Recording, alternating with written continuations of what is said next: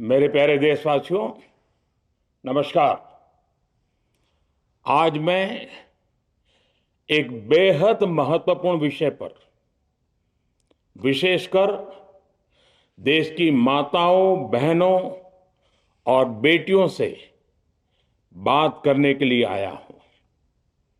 आज भारत का हर नागरिक देख रहा है कि कैसे भारत की नारी शक्ति की उड़ान को रोक दिया गया, उनके सपनों को बेरहमी से कुचल दिया गया। हमारे भरसक प्रयास के बावजूद हम सफल नहीं हो पाए। नारी शक्ति वंदन अधिनियम में संशोधन नहीं हो पाया और मैं इसके लिए सभी माताओं, बहनों, उनसे मैं क्षमा प्रार्थी हूं। साथियों, हमारे लिए देश हित सर्वोपरि है, लेकिन जब कुछ लोगों के लिए दल हित सब कुछ हो जाता है, दल हित देश हित से बड़ा हो जाता है, तो नारी शक्ति को, देश हित को इसका खामियाजा उठाना पड़ता है। इस बार भी यही हुआ है। कांग्रेस, डीएमके, टीएमसी और समाजवादी पार्टी जैसे दलों की स्वार्थी राजनीति का नुकसान देश की नारी शक्ति को उठाना पड़ा है। साथियों, कल देश की करोड़ों महिलाओं की नजर संसद पर थी। देश की नारी शक्ति देख रही थी। मुझे भी ये देखकर बहुत दुख हुआ कि जब ये नारी हित का प्रस्ताव गिरा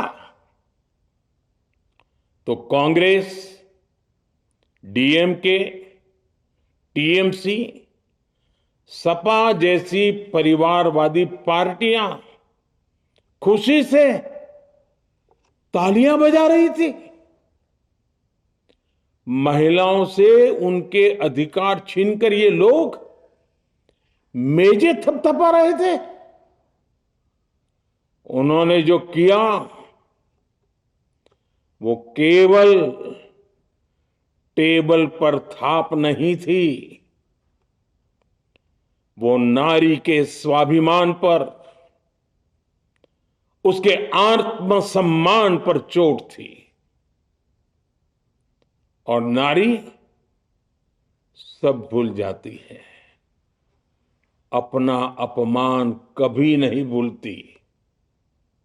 इसलिए संसद में कांग्रेस और उसके सहयोग के उन सबके व्यवहार की कसक हर नारी के मन में हमेशा रहेगी। देश की नारी जब भी अपने क्षेत्र में इन नेताओं को देखेगी तो वो याद करेगी कि इन्हीं लोगों ने संसद में महिला आरक्षण को रोकने का जश्न मनाया था, खुशियां मनाई थी। कल संसद में नारी शक्ति वंदन संशोधन का जिन दलों ने विरोध किया है, उनसे मैं दो टूक कहूंगा। ये लोग नारी शक्ति को फॉर ग्रांटेड ले रहे हैं। वो ये भूल रहे हैं कि 21वीं सदी की नारी देश की हर घटना पर नजर रख रही है। वो उनकी मंशा भांप रही है और सच्चाई भी भली भांति जान चुकी है। इसलिए महिला आरक्षण विरोध करके जो पाप विपक्ष ने किया है, इसकी उन्हें सजा जरूर मिलेगी। इन दलों ने संविधान निर्माताओं की भावनाओं का भी अपमान किया है और जनता द्वारा इसकी सजा से भी वो बच नहीं पाएंगे। साथियों, सदन में नारी शक्ति वंदन संशोधन किसी से भी कुछ छीनने का नहीं था।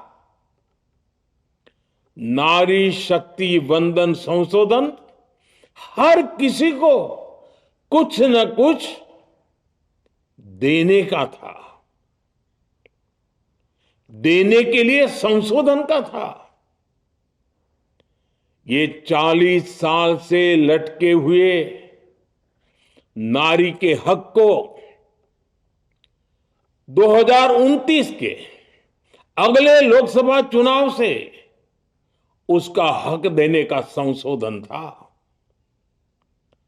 नारी शक्ति वंदन संशोधन 21वीं सदी के भारत की नारी को नए अवसर देने, नई उड़ान देने, उसके सामने से बाधाएं हटाने का महायज्ञ था।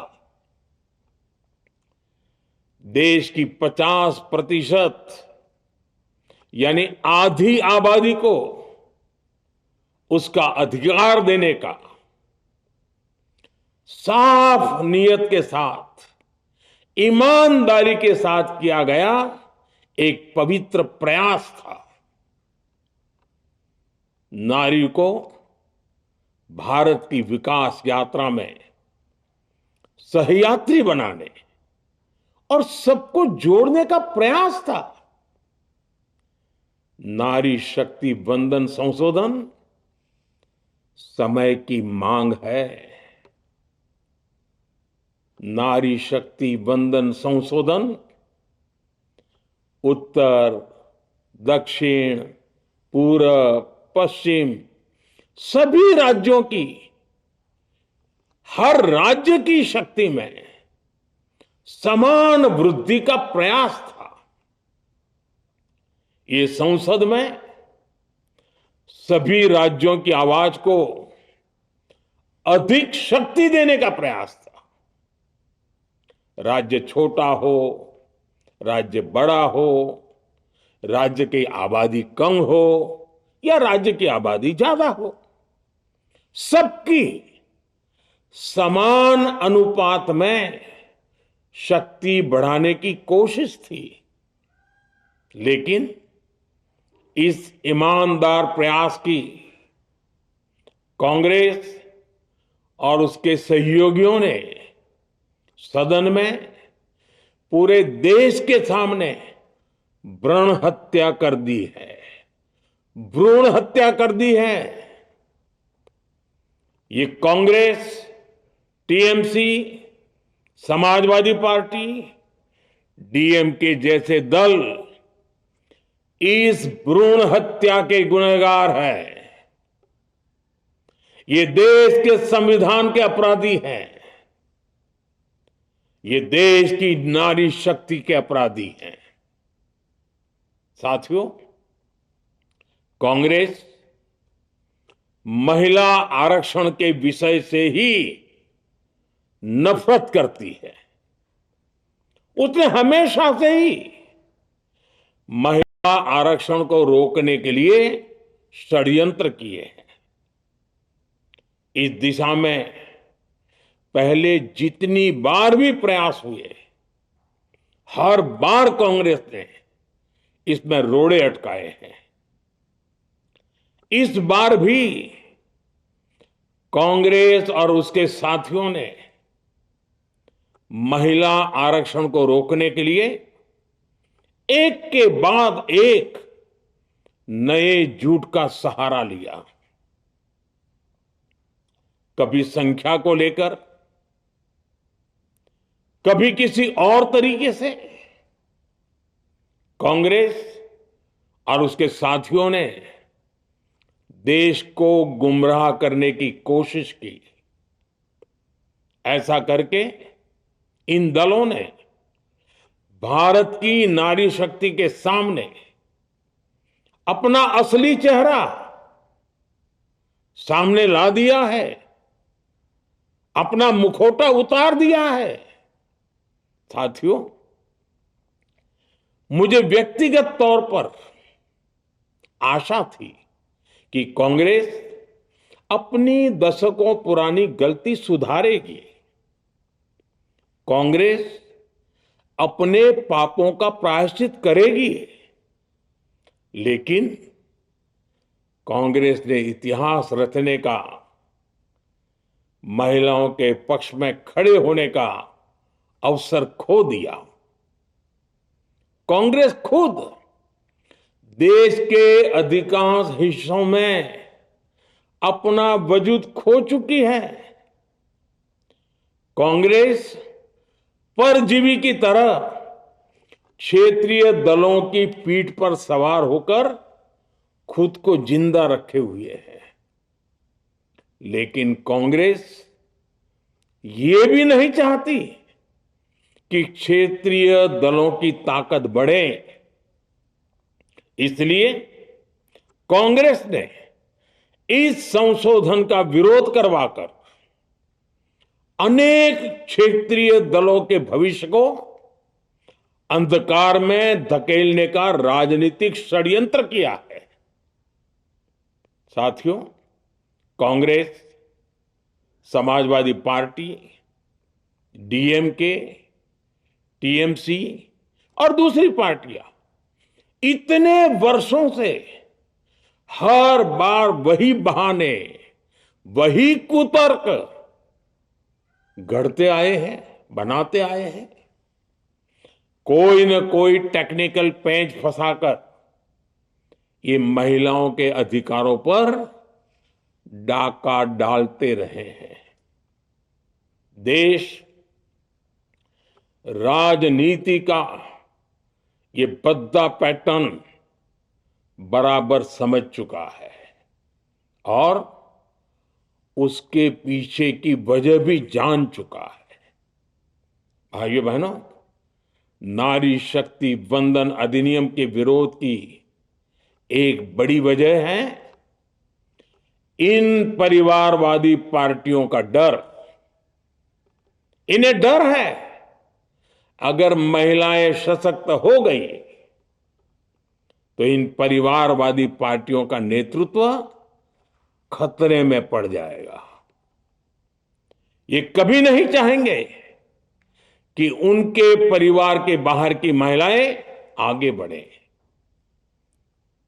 आज पंचायतों में, लोकल बॉडीज में जिन हजारों लाखों महिलाओं ने अपनी क्षमता को साबित किया है, जब आगे बढ़कर लोकसभा और विधानसभाओं में आना चाहती हैं, देश की सेवा करना चाहती हैं, परिवारवादियों के भीतर उनसे असुरक्षा की भावना बैठी हुई है। परिसीमन के बाद महिलाओं के लिए कहीं ज्यादा सीटें होगी, महिलाओं का कद बढ़ेगा। इसलिए इन लोगों ने नारी शक्ति वंदन संशोधन का विरोध किया है। देश की नारी शक्ति कांग्रेस और उसके सहयोगियों को इस पाप के लिए कभी माफ नहीं करेगी। मेरे प्रिय देशवासियों, कांग्रेस और उसके साथी दल डिलिमिटेशन पर लगातार लगातार झूठ बोल रहे हैं। ये इस बहाने विभाजन की आग को सुलगाना चाहते हैं, क्योंकि बांटो और राज करो, कांग्रेस ये पॉलिटिक्स अंग्रेजों से विरासत में सीख कर आई है और कांग्रेस आज भी उसी के सहारे चल रही है। कांग्रेस ने हमेशा देश में दरार पैदा करने वाली भावनाओं को हवा दी है। इसलिए यह झूठ फैलाया गया कि डीलिमिटेशन यानी परिसीमन से कुछ राज्यों को नुकसान होगा, जबकि सरकार ने पहले दिन से स्पष्ट किया है कि न किसी राज्य की भागीदारी का अनुपात बदलेगा, न किसी का रिप्रेजेंटेशन कम होगा, बल्कि सभी राज्यों की सीटें समान अनुपात में ही बढ़ेगी।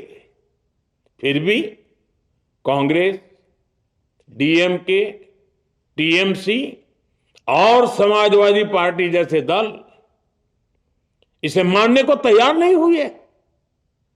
साथियों, ये संशोधन बिल सभी दलों और सभी राज्यों के लिए एक मौका था, एक अवसर था। ये बिल पास होता तो तमिलनाडु, बंगाल, यूपी, केरला हर राज्य की सीटें बढ़ती, लेकिन अपनी स्वार्थी राजनीति की वजह से इन दलों ने अपने राज्यों के लोगों को भी धोखा दे दिया। जैसे कि डीएमके के पास मौका था कि वो और ज्यादा तमिल लोगों को सांसद विधायक बना सकती थी, तमिलनाडु की आवाज और मजबूत कर सकती थी, लेकिन उसने वो मौका खो दिया। टीएमसी के पास भी बंगाल के लोगों को आगे बढ़ाने का मौका था, लेकिन टीएमसी ने भी ये मौका गंवा दिया। समाजवादी पार्टी के पास भी मौका था कि वो महिला विरोधी छवि होने के दाग को कुछ कम कर सके, लेकिन सपा भी इसमें चूक गई। समाजवादी पार्टी लोहिया जी को तो पहले ही भूल चुकी है। सपा ने नारी शक्ति वंदन संशोधन का विरोध करके लोहिया जी के सारे सपनों को पैरों तले रौंद दिया है। सपा महिला आरक्षण विरोधी है। ये यूपी की और देश की महिलाएं कभी नहीं भूलेगी। साथियों, महिलाओं के आरक्षण का विरोध करके कांग्रेस ने फिर एक बात सिद्ध कर दी है। कांग्रेस एक एंटी रिफॉर्म पार्टी है। 21वीं सदी के विकसित भारत के लिए जो भी निर्णय, जो भी रिफॉर्म जरूरी है, जो भी निर्णय देश ले रहा है, कांग्रेस उन सब का विरोध करती है, उसे खारिज कर देती है, उस काम के अंदर खलल डालती है। यही कांग्रेस का इतिहास है और यही कांग्रेस की नेगेटिव पॉलिटिक्स है। साथियों, ये वही कांग्रेस है जिसने जनधन, आधार, मोबाइल, स्त्री शक्ति का विरोध किया। कांग्रेस ने डिजिटल पेमेंट्स का विरोध किया। कांग्रेस ने जीएसटी का विरोध किया। कांग्रेस ने सामान्य वर्ग के गरीबों को आरक्षण का विरोध किया। कांग्रेस ने ट्रिपल तलाक के विरुद्ध कानून का विरोध किया। कांग्रेस ने आर्टिकल 370 हटाने का विरोध किया। हमारा संविधान, हमारे कोर्ट जिस यूनिफॉर्म सिविल कोड, समान नागरिक आचार संहिता को, यूसीसी को जरूरी बताते हैं, कांग्रेस उसका भी विरोध करती है। रिफॉर्म का नाम सुनते ही कांग्रेस विरोध की तख्ती लेकर दौड़ पड़ती है। ऐसा कोई भी काम जिससे देश मजबूत होता है, कांग्रेस उसमें बाधाएं खड़ी करने के लिए पूरी शक्ति लगा देती है। Congress one nation one election का विरोध करती है। कांग्रेस देश में घुसपैठियों को भगाने का विरोध करती है। कांग्रेस मतदाता सूची के शुद्धिकरण एसआईआर का विरोध करती है। कांग्रेस वक्फ बोर्ड में रिफॉर्म का विरोध करती है। साथियों, कांग्रेस ने शरणार्थियों को सुरक्षा देने वाले सीएए कानून तक का विरोध किया। इस पर झूठ बोलकर, अफवाहें फैलाकर देश में बवंडर खड़ा कर दिया। कांग्रेस माओवादी नक्सली हिंसा को समाप्त करने के देश के प्रयासों में भी रुकावटें डालती है। कांग्रेस का एक ही पैटर्न रहा है, कोई भी रिफॉर्म आए तो झूठ बोलो, भ्रम फैलाओ। इतिहास साक्षी है, कांग्रेस ने हमेशा यही नेगेटिव रास्ता चुना है।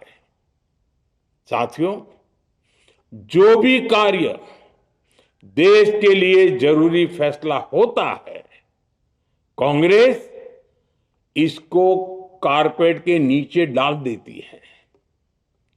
कांग्रेस के इसी रवैये की वजह से भारत विकास की उस ऊंचाई पर नहीं पहुंच पाया जिसका भारत हकदार है।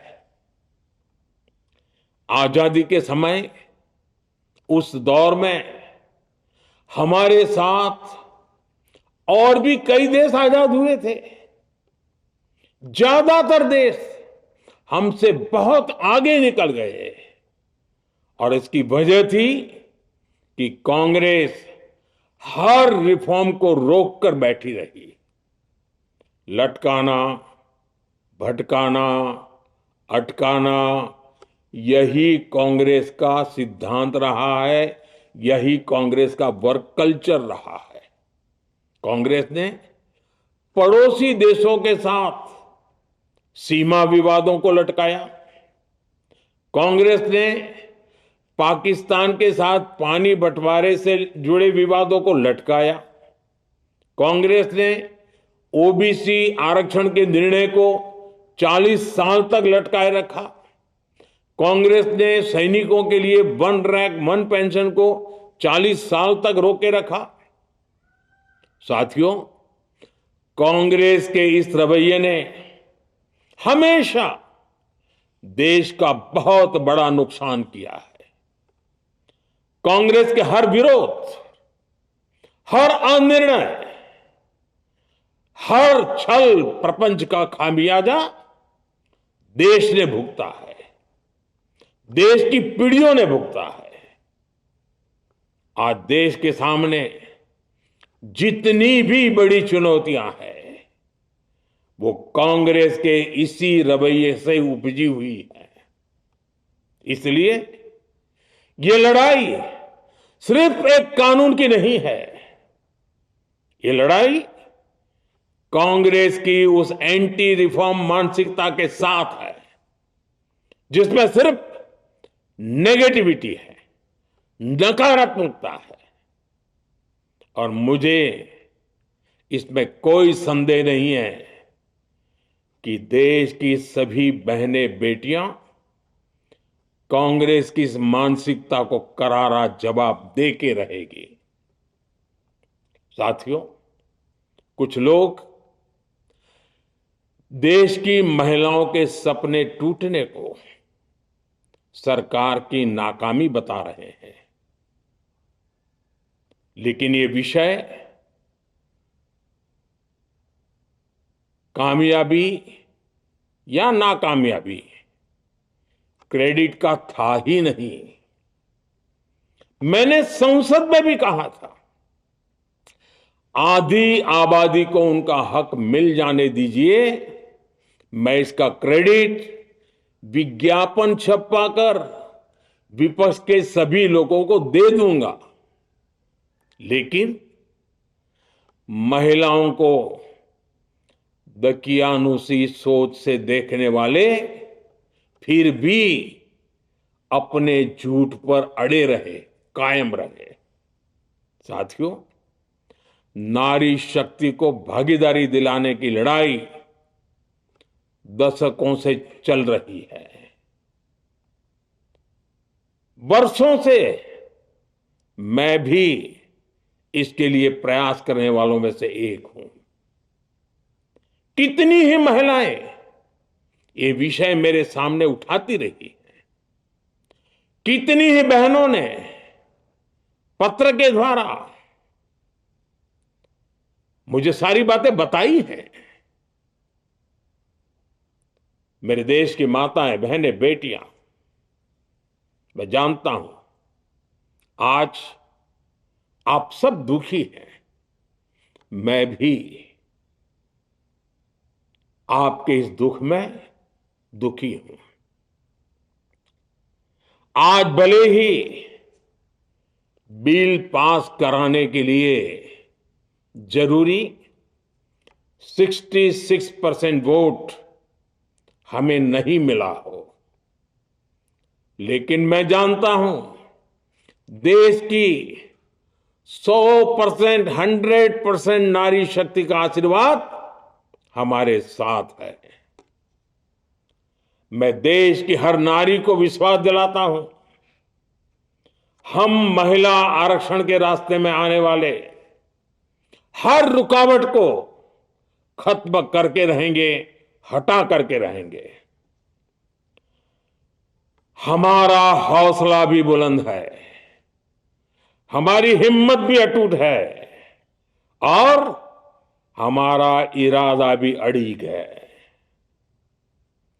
महिला आरक्षण का विरोध करने वाली पार्टियां ये देश की नारी शक्ति को संसद और विधानसभाओं में उनकी भागीदारी बढ़ाने से कभी भी रोक नहीं पाएंगे। सिर्फ वक्त का इंतजार है। नारी शक्ति के सशक्तिकरण का बीजेपी एनडीए का संकल्प अक्षुण्ण है। कल हमारे पास संख्या बल नहीं था, लेकिन इसका मतलब ये नहीं है कि हम हार गए। हमारा आत्मबल अजेय है। हमारा प्रयास रुकेगा नहीं, हमारा प्रयास थमेगा नहीं। हमारे पास आगे भी और मौके आएंगे। हमें आधी आबादी के सपनों के लिए, देश के भविष्य के लिए इस संकल्प को पूरा करना ही है। आप सबका बहुत बहुत धन्यवाद।